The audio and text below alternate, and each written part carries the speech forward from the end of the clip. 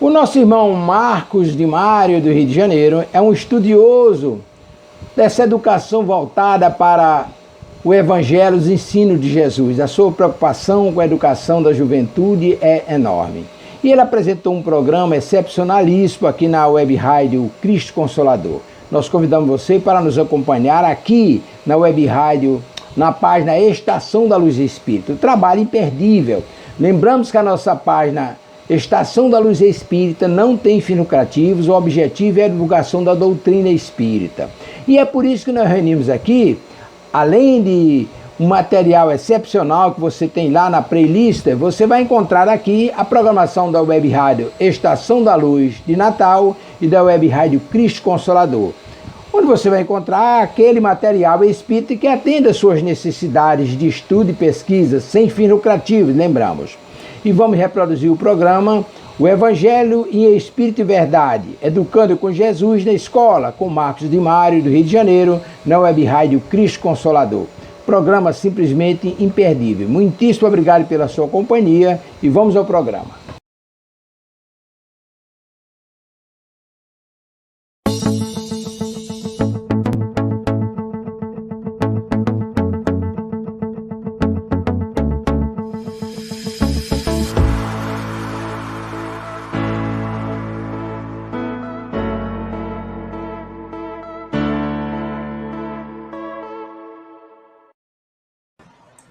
Olá, iniciamos mais o Evangelho em Espírito e Verdade pela Web Rádio Cristo Consolador, desejando a você e a todos nós as bênçãos do nosso Mestre Jesus.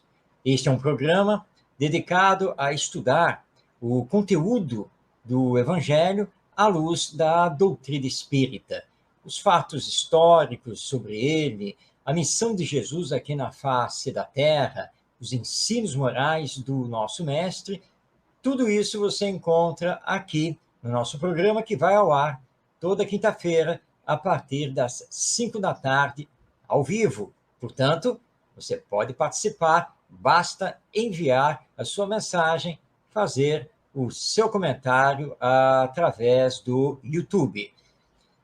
No programa de hoje, nós vamos dar continuidade na primeira parte ao estudo sobre Jesus, o maior educador da humanidade. E vamos destacar o trabalho que podemos realizar na escola, falando de Jesus e seus ensinos morais. Na sequência, nós vamos a mais uma parte do Sermão da Montanha. Depois, na terceira parte, vamos continuar as viagens de Paulo de Tarso, seguindo o seu roteiro, conforme está no Atos dos Apóstolos, nas suas cartas, e também no romance Paulo e Estevão, do Espírito Emmanuel, e o encerramento do programa será feito respondendo às perguntas que os nossos telespectadores têm nos enviado. Não deixe, então, de participar. Hoje, nós vamos, então, ver Jesus na escola. Como educar com Jesus na escola? É um tema sensível, muitas vezes até polêmico, porque não é pacífica a aceitação de Jesus como educador, e muito menos sua presença e aplicação na escola. Compreendemos muito bem essa apreensão dos nossos educadores, os pedagogos e os professores, e mesmo até, muitas vezes, a rejeição desse tema, dessa questão de trabalhar Jesus na escola.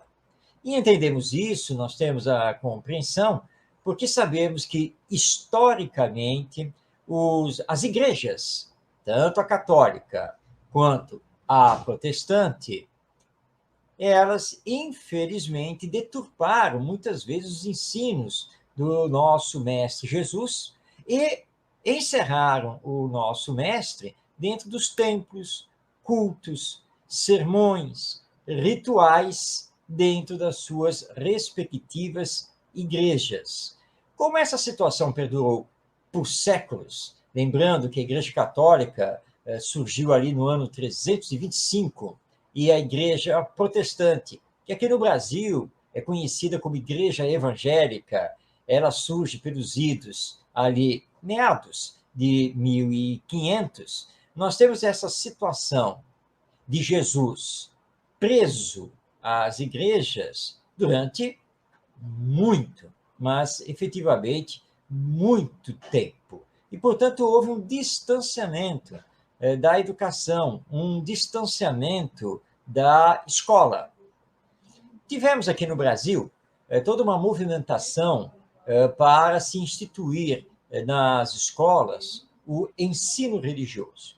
À época, na década de 1990, quando houve um amplo debate, uma ampla discussão sobre o tema, nós espíritas formulamos que o ensino religioso deveria ser considerado como o ensino moral, ou seja, o ensino baseado nos ensinos morais de Jesus. Mas, infelizmente, fomos vencidos, tanto pela Igreja Católica quanto pela Igreja Protestante, que acabaram, junto ao governo federal, sancionando um ensino religioso, na verdade, doutrinário.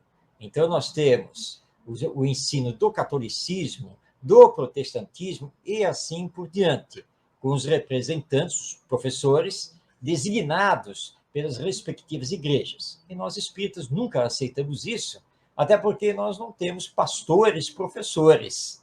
Isso é uma coisa que não existe no movimento espírita.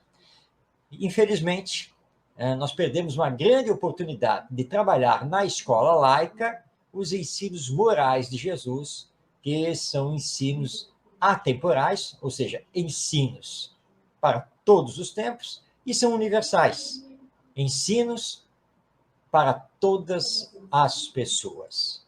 Bem, mas a verdade é que quando olhamos os ensinos morais de Jesus, do ponto de vista educacional, nós não temos como fazer nenhuma queixa, não temos como encontrar nenhum erro, nada disso.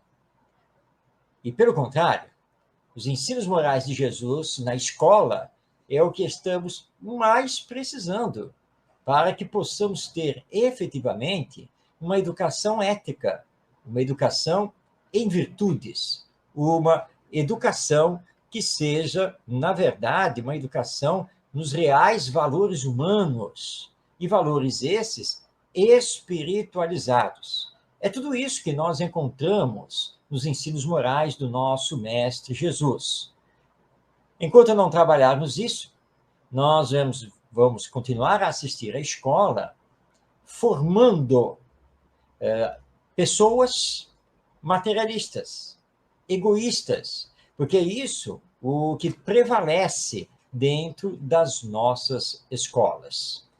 Agora, entendamos também que Jesus nunca fundou, nunca criou nenhuma doutrina religiosa, jamais. Tanto o catolicismo quanto o protestantismo, o ortodoxismo, enfim, todas as correntes doutrinárias que se proclamam cristãs são, na verdade, formações dos seres humanos. Agora, cada uma faz a sua interpretação dos ensinos de Jesus. E cada uma se arroga como sendo a verdadeira igreja representante do nosso Mestre.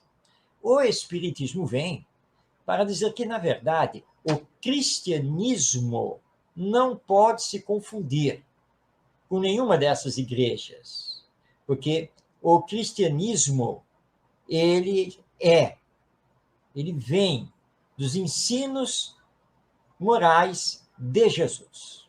As interpretações que fazemos desses ensinos, dando origem a diversas denominações de igrejas, isso já é um problema humano, nosso. Agora, precisamos ter um encontro com a verdade. Precisamos ter um encontro com esses ensinos do nosso Mestre Jesus. Por isso, Allan Kardec, o codificador do Espiritismo, ele na introdução de O Evangelho segundo o Espiritismo, ao explicar a finalidade dessa obra, ele nos diz o seguinte, abrindo aspas, podemos dividir as matérias contidas nos evangelhos em 5 partes. 1. Os atos comuns da vida do Cristo. 2. Os milagres. 3. As profecias. 4.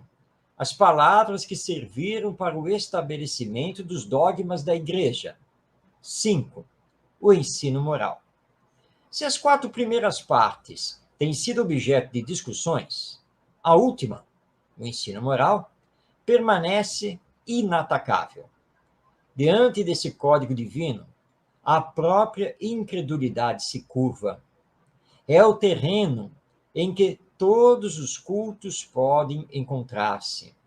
A bandeira sob a qual todos podem abrigar-se, por mais diferentes que sejam suas crenças.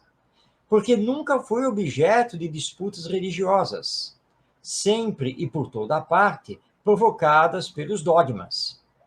Se o discutissem, as seitas teriam, aliás, encontrado nele a sua própria condenação, porque a maioria delas se apegaram mais à parte mística do que à parte moral, que exige a reforma de cada um.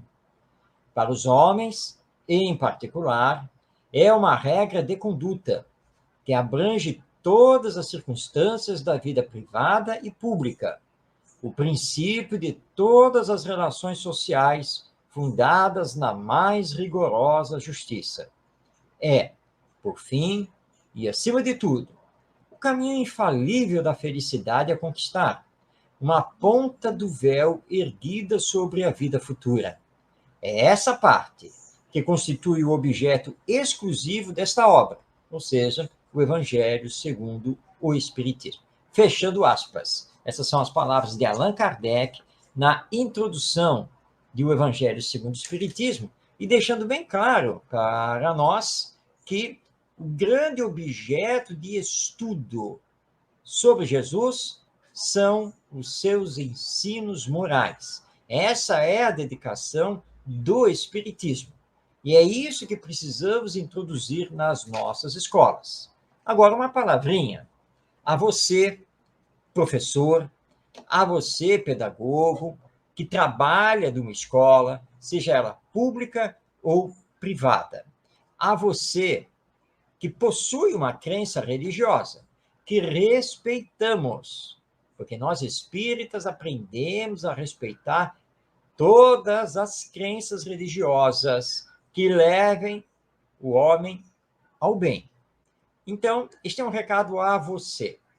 Quando você estiver com os alunos, nas mais diversas atividades, e principalmente em sala de aula, lembre-se que ao trabalhar algum ensino moral, ao trabalhar alguma virtude, você precisa evitar, de todas as maneiras possíveis, trabalhar esse ensino moral, essa virtude, através da interpretação da sua igreja. Os ensinos morais de Jesus estão acima disso. Eles devem ser compreendidos em espírito e verdade. Daí o nome do nosso programa. E não através de dogmas, princípios desta ou daquela igreja, desta ou daquela interpretação dogmática desta ou daquela doutrina religiosa. Eu sei que muitas vezes é difícil, porque nós temos uma tendência natural de passar para os alunos, sejam crianças, adolescentes ou jovens, a nossa visão doutrinária, a nossa visão religiosa, da igreja a qual nós pertencemos. Mas precisamos lembrar que os ensinos morais de Jesus estão acima disso. E eles refletem a verdade da lei divina. E é isso que precisamos, então, trabalhar com os alunos, fazendo-os, acima de tudo, pensar nesses ensinos, na aplicação desses ensinos, nas consequências da aplicação desses ensinos, tanto para a vida pessoal quanto para a vida coletiva. Isso é que é, na verdade, o mais importante. Então, a partir desse ponto de vista, nós vemos que é possível, sim, educar com Jesus na escola. E já vamos deixar um convite aqui a você, porque o tempo da nossa primeira parte já está terminando, para continuar conosco na próxima semana, porque nós vamos sair desta abordagem teórica para fazermos uma abordagem mais prática, mostrando como trabalhar os ensinos de morais de Jesus na escola, especificamente ali, na sala de aula, com as nossas turmas de alunos, e respeitando a crença religiosa de cada um, ou a não crença religiosa de cada um. E vamos fazer isso a partir da chamada regra de ouro da educação, que é um dos ensinos do nosso Mestre Jesus. Aprender a fazer ao outro somente aquilo que gostaríamos que o outro nos fizesse. Mas isso é conversa para a próxima semana, porque a partir de agora nós vamos voltar o nosso olhar, o nosso estudo para o Sermão da Montanha, que foi falado por Jesus e foi escrito por Mateus, seu discípulo e também evangelista. E nós temos a cada programa destacado um item do Sermão da Montanha para poder estudá-lo à luz da doutrina espírita. Hoje, nós vamos destacar aquele trecho em que Jesus fala, né, da conquista dos tesouros do céu e que a traça e a ferrugem consomem os tesouros da terra. Essa passagem está no Evangelho segundo Mateus, capítulo 6, versículos 19 a 21. E é a seguinte, vamos abrir aspas, passando a palavra ao evangelista Mateus. Não acumuleis para vós outros tesouros sobre a terra, onde a traça e a ferrugem corroem, e onde ladrões escavam e roubam. Mas ajuntai para vós outros tesouros no céu, onde nem a traça, nem a ferrugem corroem, e onde ladrões não escavam nem roubam. Porque onde está o teu tesouro, aí estará também o teu coração. Fechando aspas, essa é a parte do discurso de Jesus que vamos estudar hoje aqui com o Espiritismo. Para realizar esse estudo, vamos então nos utilizar do livro A Voz do Monte, de autoria de Richard Simonetti. Essa obra estuda justamente o Sermão do Monte à luz da doutrina espírita. Richard Simonetti interpreta da seguinte maneira, vamos abrir aspas para as suas palavras. Tesouros da terra, bens materiais, riquezas, prestígio, posição social, poder, etc. Tesouros do céu, virtude, conhecimento, sabedoria, etc. Os primeiros, os tesouros da terra, são efêmeros. Ninguém os deterá por um segundo sequer além da existência física. Os segundos, os tesouros do céu, são eternos, inalienáveis, constituem nosso patrimônio espiritual, com validade em todo o universo, em qualquer dimensão, física ou extrafísica. A diferença entre ambos e o que eles representam pode ser definida no processo de sua aquisição. O da aquisição de riquezas na terra é, geralmente, marcado pela ambição desmedida, pela volúpia da posse, porque anseia deter vastos patrimônios. O indivíduo se multiplica em atividades e negócios, mas a ambição desenfreada é sempre má conselheira, terminando por levá-lo a empregar sutilezas, desonestidades e explorações, sempre com o propósito de tirar o máximo proveito de seus investimentos, levando a melhor nas disputas. Empolgado, quanto mais o indivíduo possui, mais deseja possuir, até chegar ao ponto em que os bens materiais deixam de constituir um meio para se transformar em finalidade da existência. Invertem-se as posições. Senhor, ele se transforma em escravo de seus haveres. Por isso, os homens de negócio são extremamente tensos, nervosos, comumente insatisfeitos. Constroem impérios, mas raramente alcançam o essencial, a paz em seus corações. A aquisição das riquezas espirituais é um processo diferente, marcado não pela ambição, mas pela conscientização da criatura humana em relação às suas responsabilidades diante da vida e por um despertamento para sua condição de filho perfectível de Deus, chamado ao exercício da razão e à sublimação do sentimento. Continua aqui o nosso Richard Simonetti no seu texto.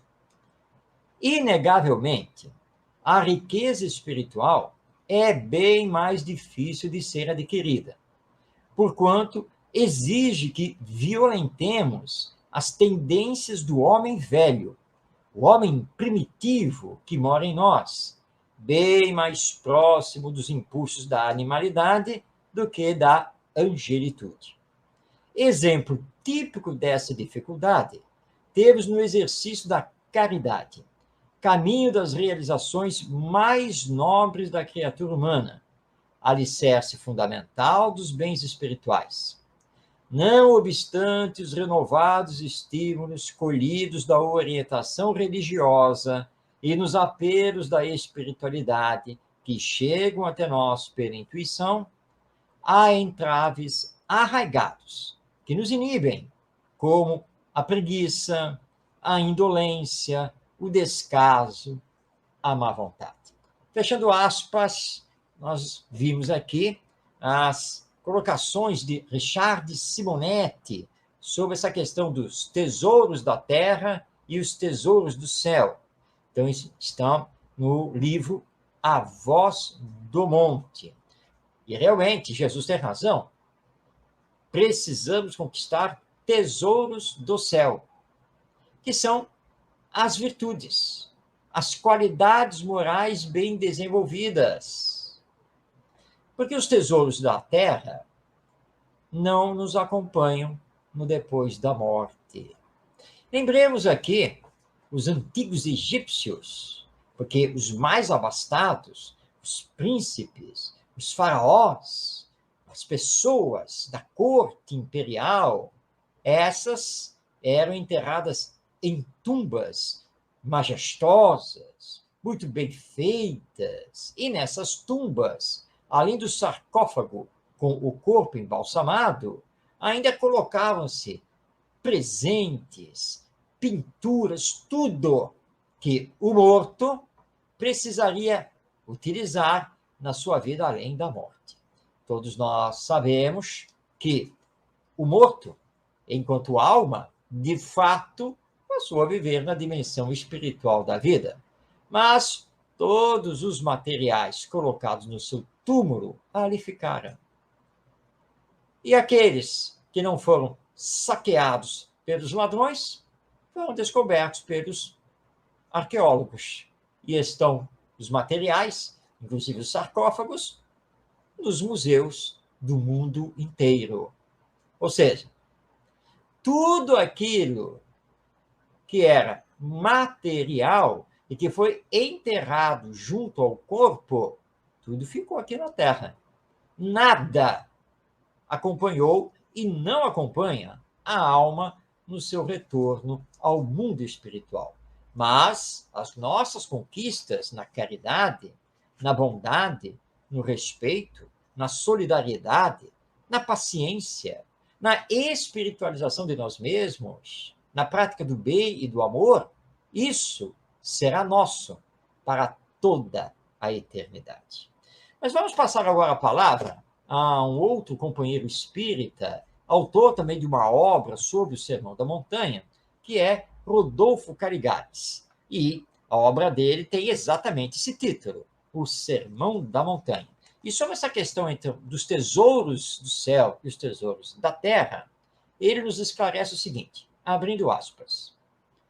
Assim exortava Jesus aos judeus da época, cuja ganância do dinheiro era de tal forma obcecante que os fazia esquecer os preceitos da religião.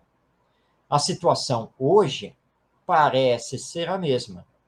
As riquezas continuam exercendo tão fascinante influência na vida que os homens, sufocando ou pervertendo o que há em si de mais nobre e belo, deixam-se absorver por elas, abstraindo-se por completo das coisas celestiais. Não se creia, conforme pode parecer, que Jesus condene as riquezas. O que ele recomenda é que nos não escravizemos a elas, nem façamos de sua posse a finalidade exclusiva de nossa existência, pois, sendo transitórias, o deixá-las tornar-se-ia uma tortura para os nossos corações. Ensinando, ajuntai para vós tesouros no céu, quis o Mestre dizer-nos que desenvolvamos as boas qualidades da alma, a caridade, a justiça, a misericórdia, a tolerância, enfim, o amor fraterno para com todos, pois em tal consistem as riquezas imperecíveis, realmente nossas, que as traças e a ferrugem não podem corromper. Nenhum incêndio ou inundação pode destruir, e ladrão algum pode arrebatar. A riqueza, quando utilizada de conformidade com a vontade divina, é o mais poderoso recurso para ativar a evolução e o bem-estar da humanidade, pois dá serviço aos que dele precisam e contribui para o desenvolvimento da inteligência humana através das artes e das ciências. Se ela fosse repartida igualmente com todas as criaturas, dirá Kardec, cada um, supondo ter com que viver sem trabalho, procuraria eximir-se dele, resultando daí o mal de todos pela paralisação do progresso e pela falta dos elementos indispensáveis à existência.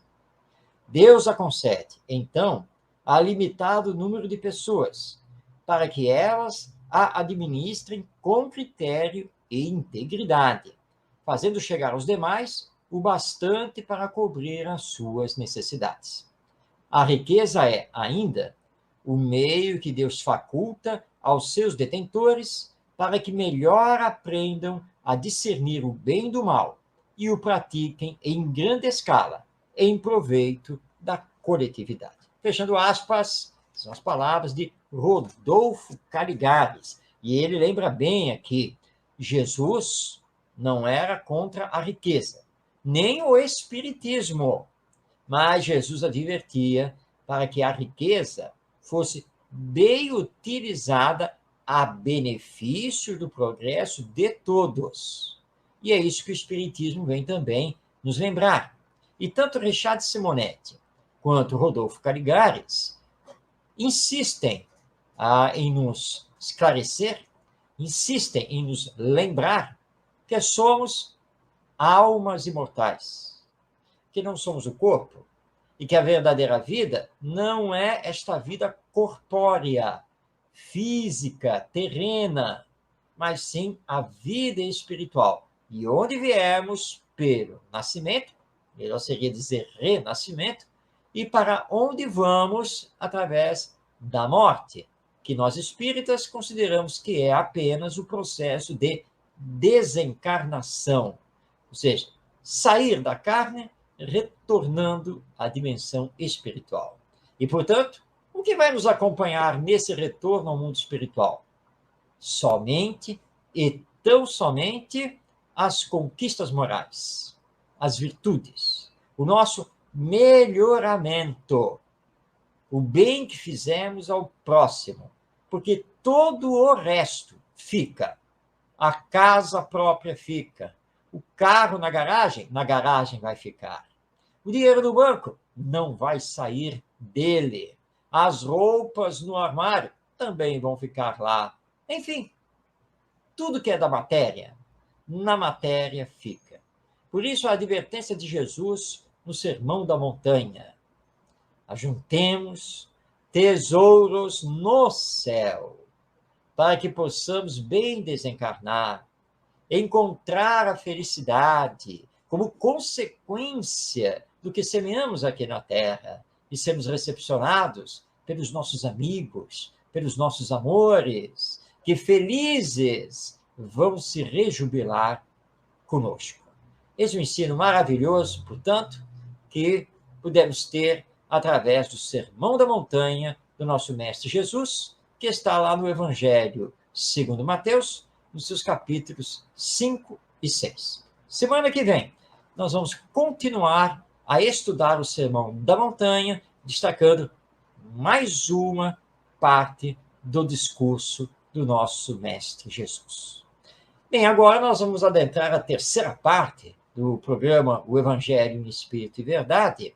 É aquela parte muito esperada, porque nós vamos dar continuidade à vida e obra de Paulo de Tarso, o maior apóstolo do Evangelho em todos os tempos da humanidade. E nós estamos acompanhando o texto publicado por Rui Kremer, no livro Paulo, um Homem em Cristo, que é a publicação da Federação Espírita Brasileira. Rui Kremer, querido companheiro, que eu tive o prazer de conhecer, foi presidente da Cruzada dos Militares Espíritas, que tem a sua sede na cidade do Rio de Janeiro, foi palestrante, colaborador da Rádio Rio de Janeiro, a emissora da Fraternidade. E essa obra de Rui Kremer é simplesmente fantástica. E nós, na semana passada, exploramos, então, a primeira parte do capítulo 16 desse livro, que, aliás, deixa eu mostrá-lo aqui na tela, é sempre bom, né? Mostrar. Olha aqui o livro Paulo, um Homem em Cristo, do nosso Rui Kremer. Capítulo 16, que é intitulado Êxitos nos Domínios de Afrodite. E nós, então, vimos que, saído da Macedônia e da Grécia, com a sua passagem frustrante em Atenas, Paulo de Tarso chegou em Corinto. E lá em Corinto, realmente, ele teve um sucesso estrondoso na pregação dos ensinos de Jesus e conseguiu colher diversas pessoas para fundar a igreja cristã ali em Corinto. Nós vamos, então, continuar essa história. Vamos ver, então, o que vai acontecer na sequência dessa estada de Paulo de Tarso na cidade de Corinto. Vamos, então, a essa sequência. Crispo, o chefe da sinagoga judaica da comunidade de Corinto, converteu-se com toda a sua casa, assim como Estéfanas, cuja família exerceu grande influência na comunidade. Os Atos dos Apóstolos, que foi escrito por Lucas, lembram os nomes de alguns dos convertidos e colaboradores da igreja. Gaio, que será o hospedeiro de Paulo quando de seu retorno a Corinto, e que também converteu-se com todos os seus. Outros são Quarto, Acaico, Fortunato e Erasto, que era tesoureiro da cidade. Muito importante a figura feminina de Cloé, cuja casa era muito numerosa. Não temos certeza se Zenas, lege espírito, que Paulo recomendou a Tito numa das suas cartas, era de Corinto. Segundo tese defendida por Goodspeed, que é um dos historiadores da Bíblia, Gaio, que citamos, teria sido Gaio Titius Justus, o qual seria a mesma pessoa que o Titius Justus de Atos dos Apóstolos, capítulo 18, versículo 7, que abrigou a igreja. Emmanuel, no livro Paulo e Estevão, não faz qualquer referência a Caio ou Gaio na cidade de Corinto. Será isto indício de que a tese de Goodspeed é correta? Fica o ponto de interrogação, porque não temos documentos que possam provar uma coisa ou outra. Com o seu crescimento quantitativo e qualitativo, a Igreja de Corinto passava a exercer influência que ultrapassava suas fronteiras. De todas as comunidades, tanto da Macedônia quanto da Galácia, da Pisídia, da Licaônia ou de Chipre, vinham emissários em busca de conselhos e soluções para os problemas internos, para assuntos de doutrina ou para a administração da comunidade. Paulo, que tinha por suas igrejas uma preocupação quase doentia e um zelo que raiava ao ciúme, afligia-se em não poder atender a tudo e a todos. Isto lhe pesava na consciência desperta, dado o seu temperamento de diligente e severo cumpridor de seus deveres. Certa noite, quando a casa que abrigava a comunidade estava vazia, aproveitando-se do silêncio noturno, Paulo, em lágrimas, rogou a Jesus não o desamparasse no atendimento de suas obrigações e tutelas. Ao fim da comovente prece, Paulo viu-se envolvido por transcendente luz, tendo a íntima intuição da visita do Senhor. As recomendações que, então, lhe foram feitas por Jesus envolviam 3 pontos, a saber: primeiro, não temer, não calar e prosseguir divulgando a verdade. Segundo, não se atormentar com as necessidades do serviço. Na impossibilidade de estar em todos os lugares, a solução seria chegar a todos simultaneamente pelos poderes do Espírito. E, terceiro, o problema seria resolvido por intermédio das cartas aos irmãos, em seu nome, e sob assistência direta de Estevão, aquele mesmo que Paulo comandou o apedrejamento, mas que, desencarnado, se tornou, então, o guia espiritual de Paulo de Tarso. Assim começou o movimento epistolar, com as cartas aos Tessalonicenses, os mais antigos documentos do Novo Testamento. O labor de Silas e Timóteo, que não podia, por mais infatigável que fosse, satisfazer as necessidades das igrejas, ver-se-ia coberto pelas epístolas emanadas da inspiração crística. No Império Romano, só havia serviço regular de correios para suprir a correspondência oficial. Para as cartas particulares, nada havia que se assemelhasse a um serviço postal. A correspondência privada era feita em ocasiões oportunas ou pela mobilização de mensageiros especiais. Entre os judeus, o gênero epistolar era muito cultivado. A dispersão dos judeus pelo mundo mediterrâneo levou-os à prática corrente da troca de correspondência.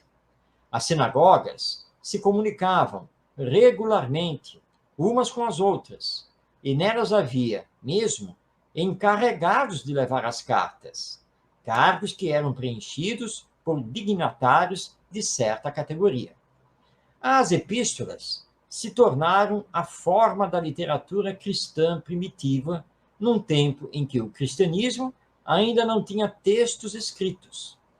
Essa forma era, não obstante, admirável, perfeitamente apropriada ao seu tempo e, no caso particular, às inclinações e aptidões de Paulo. Certamente o apóstolo serviu-se de companheiros para secretariar sua numerosa correspondência. É provável que tenha levado consigo, ou, quando não em viagem, tenha mantido junto a si pessoas encarregadas dessa missão. Paulo deve ter escrito um número de cartas muito superior ao do que dispomos atualmente. As comunidades primitivas estavam tão distanciadas das preocupações materiais, eram tão puramente idealistas, que nem pensaram no imenso valor de tais escritos. A fé era tudo. As epístolas, escritos de ocasião, ninguém as imaginou que se tornariam textos de tão alta importância. Só no fim da vida do apóstolo, ou logo após seu martírio, que se começou a pensar em conservar estes preciosos documentos, estimando-os pelo que eles próprios valiam. Cada comunidade passou a guardar zelosamente as cartas que possuía, consultando-as com frequência ou delas fazendo leitura regular nas reuniões dominicais. Cópias eram autorizadas, mas já se haviam perdido, inapelavelmente, muitas cartas do primeiro período. Das cartas endereçadas a Paulo pelas igrejas, nada possuímos, o que é natural, dada a vida errante e atribulada do apóstolo, que não teve, no feliz dizer de Renan, outros arquivos mais do que a sua memória e o seu coração. Paulo gostava de associar as suas cartas os seus colaboradores mais íntimos. Nas primeiras cartas que escreveu, endereçadas aos Tessalonicenses, agregou Silas e Timóteo à sua subscrição. Na realidade, Paulo não escrevia, ditava suas cartas. E, quando começaram a surgir cartas falsas, e elas surgiram ainda em vida do apóstolo, ele tomaria cuidado de encerrar sua correspondência com algumas linhas do próprio punho, dando, assim, autenticidade a todo o texto. A comunidade de Corinto progredia a olhos vistos, e assim se manifesta Emmanuel a seu respeito no livro Paulo e Estevão, psicografia de Francisco Cândido Xavier. Abrindo aspas, vamos passar agora a palavra a Emmanuel. Altamente confortado, o ex-doutor da lei procurou enriquecer a igreja de Corinto de todas as experiências que trazia da instituição antioquense. Os cristãos da cidade viviam num oceano de júbilos indefiníveis. A igreja possuía seu departamento de assistência aos que necessitavam de pão, de vestuário, de remédios. Venerandas velhinhas revezavam-se na tarefa santa de atender aos mais desfavorecidos. Diariamente, à noite, havia reuniões para comentar uma passagem da vida do Cristo. Em seguida, a pregação central e ao movimento das manifestações de cada um, todos entravam em silêncio, a fim de ponderar o que recebiam do céu por meio do profetismo. Os não habituados ao dom das profecias possuíam faculdades curadoras, que eram aproveitadas a favor dos enfermos em uma sala próxima. O mediunismo evangelizado dos tempos modernos é o mesmo profetismo das igrejas apostólicas. Como acontecia, por vezes, em Antioquia, surgiam também ali pequeninas discussões em torno de pontos mais difíceis de interpretação, que Paulo se apressava a acalmar, sem prejuízo da fraternidade edificadora. Fechando aspas, essas são as palavras de Emmanuel no livro Paulo e Estevão, e nos lembrando que nas igrejas cristãs primitivas já se praticava a mediunidade. Continua aqui o nosso Rui Kreber. Os visíveis progressos da igreja, continuamente enriquecida com a adesão de romanos com recursos, que eram trazidos por Tício Justo, acabaram por provocar, por parte dos judeus, um terrível movimento contra o apóstolo e contra a igreja, cuja ação esvaziava a sinagoga, seca de frutos, onde apenas se encontrava a intolerante ortodoxia de preceitos e preconceitos, defendida por sacerdotes impiedosos. Já se tinha passado quase 1 ano e meio que Paulo dava seu concurso à comunidade de Corinto. Sua pregação, dirigida indistintamente a todos, acabara por levar ao Cristo um povo numeroso. A cidade de Afrodite, a deusa Afrodite da mitologia, entregava-se à verdadeira libertadora. Aqui não eram mais os intelectuais de Atenas, de coração endurecido pelas muitas letras. Nem eram mais os judeus preconceituosos, que tinham o coração enrijecido pelas observâncias que sufocavam a criação espiritual. Paulo fala aos sedentos de luz, aos doentes e ignorantes. Seu público é de estivadores e de rufiões, de marinheiros, de meretrizes, estes humildes e conspurcados, que receberiam melhor o verbo do que aqueles que estavam vitimados pelo intelectualismo estéril ou pelas práticas vazias. Muito bem, aqui então nós paramos na vida e obra de Paulo de Tarso para continuarmos na próxima semana, para sabermos então o que vai acontecer com esse valoroso apóstolo do Evangelho, quais serão as suas decisões. Ele continuará em Corinto? Sairá dessa cidade? E, nesse caso, irá para onde? Tudo isso nós vamos conhecer na próxima semana, continuando aqui a vida e obra de Paulo de Tarso, e já deixando esse convite a você para estar conosco, para que possamos juntos continuar viajando, continuar trabalhando com Paulo de Tarso, que para todos nós cristãos, e nós espíritas somos cristãos, é um verdadeiro ícone a quem devemos realmente conhecer e aprender muito com ele. Bem, nós estamos chegando à última parte do nosso programa. E esta parte, ela é destinada a você que nos acompanha, porque é quando, então, vemos os comentários, tudo que nos é enviado, e, principalmente, respondemos perguntas a respeito do Evangelho e procurando responder essas perguntas sempre através dos princípios que formam a doutrina espírita. E nós recebemos aqui uma pergunta formulada pela Rosana, que é da cidade do Rio de Janeiro. Aliás, de onde transmitimos aqui o programa pela web rádio Cristo Consolador.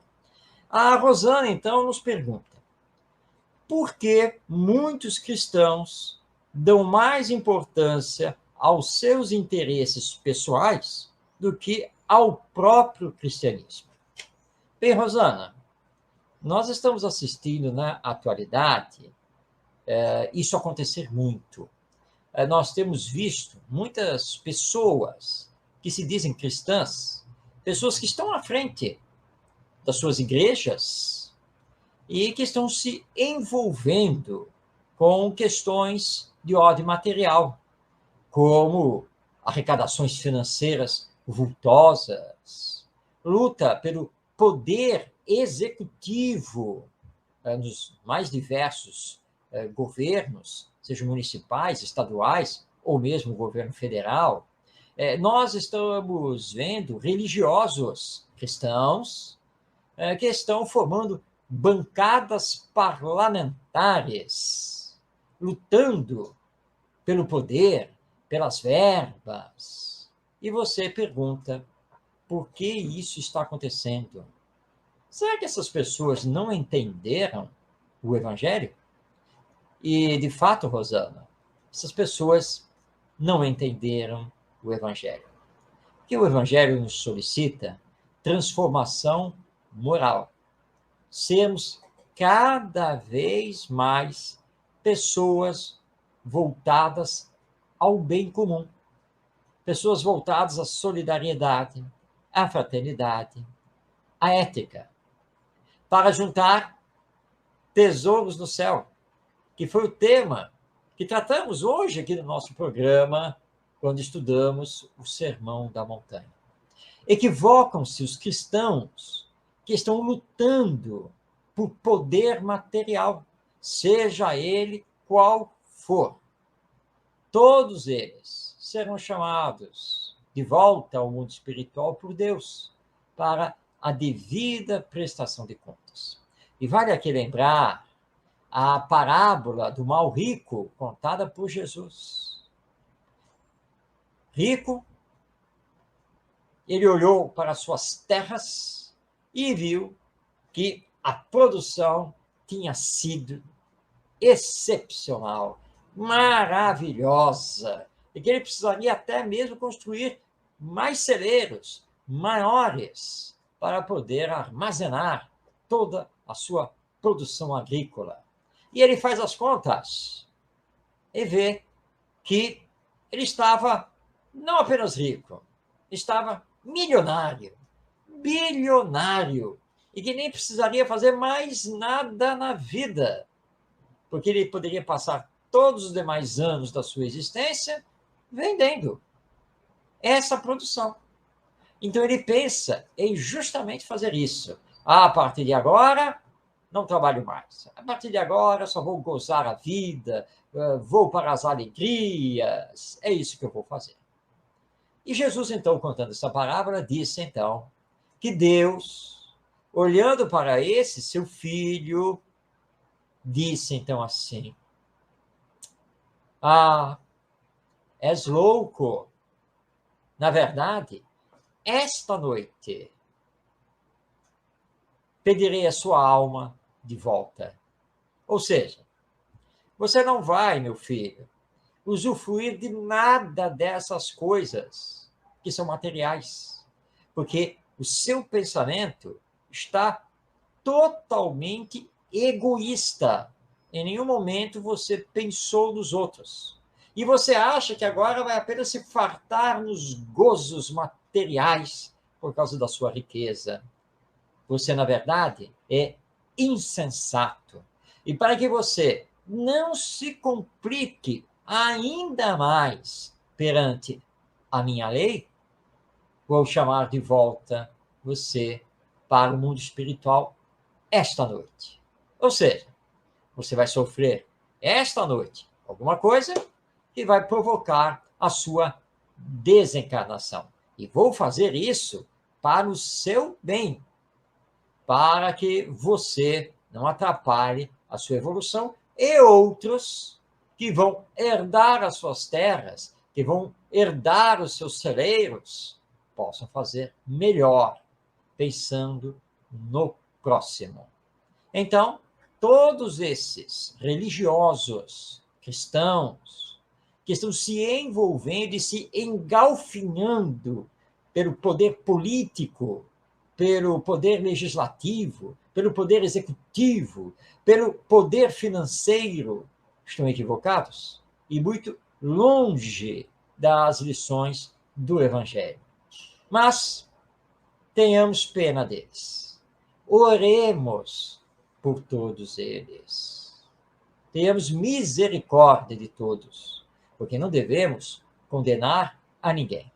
São almas doentes, que estão usando o Evangelho para conseguir objetivos de ordem pessoal e objetivos exclusivamente materiais. Que nós espíritas, portanto, compreendamos os ensinos morais de Jesus e compreendamos que não estamos aqui na Terra para lutar pelo poder temporal, pelo poder material. Nós estamos aqui na Terra para realizar a nossa transformação moral e assim auxiliarmos os outros para que cada um faça também a sua transformação moral e todos nós possamos fazer a transformação moral da humanidade, aproximando o nosso viver, as nossas leis, tudo ao Evangelho e à lei divina. É isso que nós temos que fazer. Oremos por todos esses que estão equivocados em relação ao Evangelho e ao nosso Mestre Jesus. Bem, assim chegamos ao final desta edição de O Evangelho em Espírito e Verdade, que vai ao ar toda quinta-feira, 5 da tarde, ao vivo, pela Web Rádio Cristo Consolador, transmitindo através do YouTube. Se você não pode nos acompanhar hoje, não se preocupe, o vídeo do programa vai ficar disponível no canal da Web Rádio Cristo Consolador, no YouTube, e você poderá acessar a qualquer tempo. O meu desejo de paz em sua vida. Um grande abraço e que possamos, envolvidos pelas vibrações de paz e amor, nos encontrarmos na próxima edição, semana que vem, do nosso programa O Evangelho em Espírito e Verdade. Eu vou esperar por você.